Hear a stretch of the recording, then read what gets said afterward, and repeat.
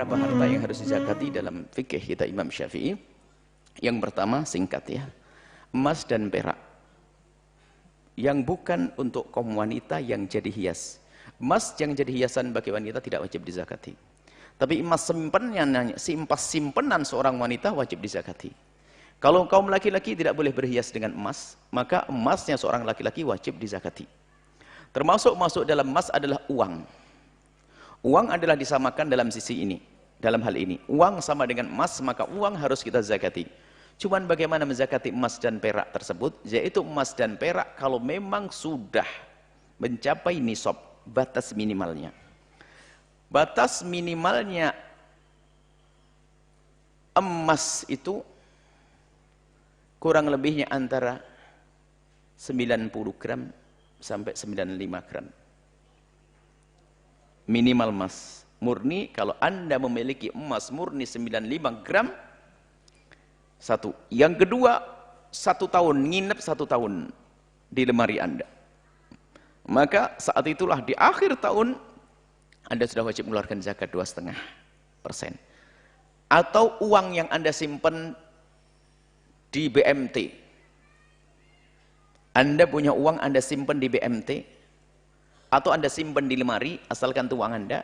Kalau mencapai nilainya emas tersebut, maka setiap berputar 1 tahun wajib dikeluarkan zakatnya 2,5%.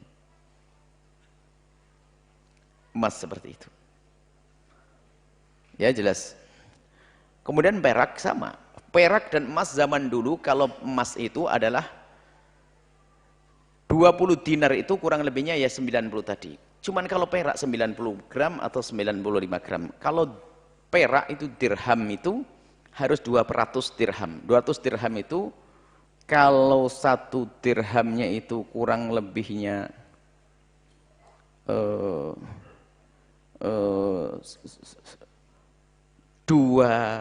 gram. 1 dirham itu 3 gram kurang lebihnya. Berapa? 3 gram kali 200. Hah? 600. Kurang lebihnya 600 gram emas. Perak. Jadi kalau Anda punya perak, lempengan perak atau perak, kurang lebihnya 600 gram perak. Maka sudah wajib Anda keluarkan zakat. Zakatnya 2,5%. Kurang lebihnya. Sebab 1 gram itu 295. Atau sampai 3. Satu dirham itu kurang lebihnya adalah 295 gram atau sampai 3 gram, perbedaan ulama. Sudahlah. Yang penting punya duit dulu nanti ya. Baru itu. Dan belajar ilmu zakat tidak wajib kecuali waktu bayar zakat kok. Tenang aja. Anda sudah wajib belajar zakat belum? Kalau belum Anda tidak punya duit. Pura-pura punya duit saja. Yuk belajar zakat nanti. Sebab belajar zakat tidak wajib kecuali waktu kita akan bayar zakat. Kemudian setelah itu emas perak, kemudian ada ternak. Ternak adalah kambing, onta, dan sapi. Termasuk masuk sapi adalah yang punya munding, kerbau. Itu masuk dalam sapi. Sebagian ulama menjelaskan begitu. Nah, cuman ini syaratnya adalah ada hitungannya, ada nisabnya nanti. Kalau onta 5, kalau sapi 30, kemudian kambing 40, itu ada. Cuman kelihatannya di Indonesia jarang zakat ini. Kenapa? Syaratnya sapi, onta, kambing itu harus yang digembalakan di kala mubah adalah onta, kambing, kerbau yang digembalakan di padang bebas, nggak pakai bayar. Tapi sekarang rata-rata dikasih makan. Maka kita tidak perlu mewajibkan yang tidak wajib dari sisi ini. Mungkin wajib sisi cara bisnis ini bab lain nanti. Jadi kalau Anda yang punya kambing 500, tapi kalau Anda kasih rumputnya beli, Anda tidak wajib zakat dengan cara ini. Tapi kena dengan cara yang lain, seperti yang difatwakan oleh para ulama-ulama akhir zaman. Dengan fatwa kan ini adalah bisnis berputarnya uang. Tapi kita bicara ini dulu. Jadi tidak wajib zakat dengan cara itu. Kemudian setelah itu,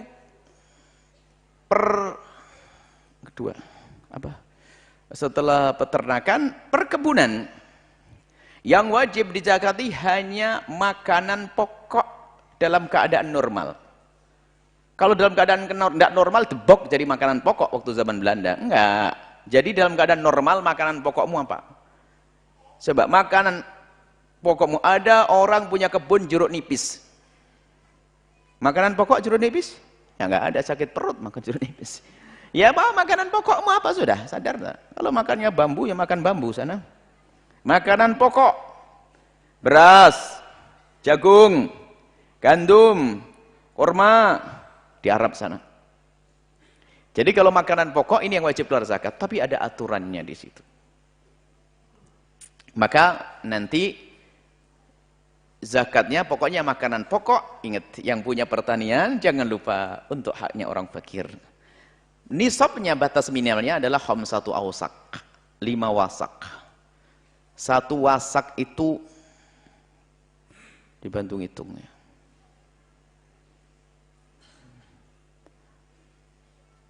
60 sok. 60 kali 5 berapa? 300. 1 sok itu 4 mud. 300 kali 4 1.200. Begitu?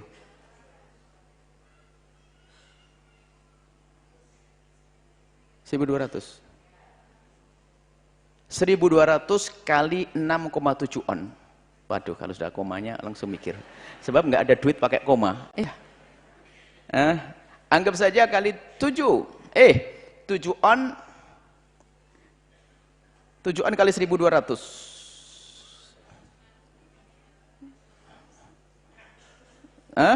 800 kurang, 8 lebih ya. Nah, makanya karena kira-kira para ulama mengatakan nisabnya adalah kurang lebihnya antara 750 kilo sampai 900, antara itu batas minimalnya. Sebab hitungan kilo beda dengan. Hal selesai ya gambarannya. Maka kemudian nanti berapa zakatnya? Kalau memang zakatnya biaya apa pengairannya langsung dari Allah, air yang mengalir atau kucuran curahan hujan, usur 1/10-nya. 1/10-nya. Dan memang ini bisnis yang paling aman. Capeknya hanya pertama menanam, lalu nunggu, kan gitu. Nanam sama nunggu 10%. Tapi kalau curahan hujannya tidak ada, pakai diesel, maka nisful usur dibagi 2 lagi. Maka 10% menjadi 5%. Maka mohon yang punya pertanian segera ingat, kalau Anda kerjasama dengan orang, jangan mau kerjasama dengan orang kecuali mau bayar zakat. Kadang kerja sama orang nggak membayar zakat, berarti Anda mau diajak dosa. Itu. Kemudian setelah itu perdagangan, Anda punya toko. Jual beli. Toko itu jual beli. Makanya kalau Anda jual beli nanti, Anda mulainya bulan ini. Maka Anda hitung nanti bulan seperti ini di tahun yang akan datang. 1 tahun Arab. Setelah 1 tahun Anda hitung semuanya, diperkirakan. Ini ada berapa. Lah, kalau sudah mencapai nisab, ternyata waktu akhir tahun nanti harta pertokoan Anda dari duit yang tunai yang ada di lacinya, kemudian dari perkiraan barang-barang yang numpuk, kalau ternyata diperkirakan mencapai nisabnya 90 gram emas murni. 90 gram emas murni itu berapa sih? Tukang emas. Nggak punya emas semuanya ini. Berapa? 1 gram emas berapa sih murni? 500. 600.000, anggap 600 kali 9. Berapa? 58. 54. Saya percaya loh ya, pokoknya salah media ini.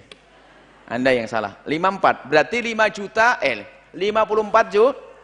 Makanya sebagian mengatakan tahun ini 54 sampai 60 jutaan. Jadi kalau sudah nilai tokonya itu mencapai 54 juta, Anda wajib mengeluarkan 2,5% setahun sekali. Jangan pelit-pelit. Selesai ini pertokoan. Dagang apa saja, dagang kerupuk, dagang biting, dagang